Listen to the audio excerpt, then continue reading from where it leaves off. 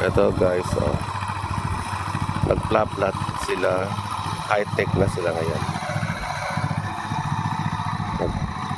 Hindi na kailangan ng kalabaw, magpla-plat na gamit ang traktor.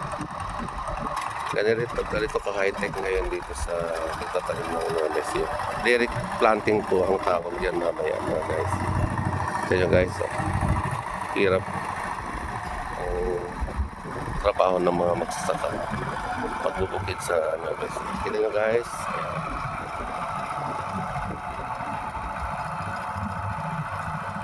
mamaya po magdedirect na po sila ng sibuyas. Nagawa na po sila ng flat, kaya pinlat po nila yan.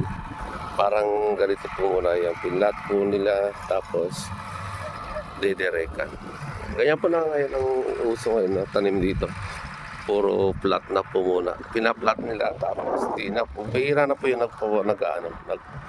nag-transplant. Ayun, yung dulo doon, nagta-transplant po yun. Mga guys. Kaya po, pero ang bilis lang po yan. Yan ang kabilis yan mga guys.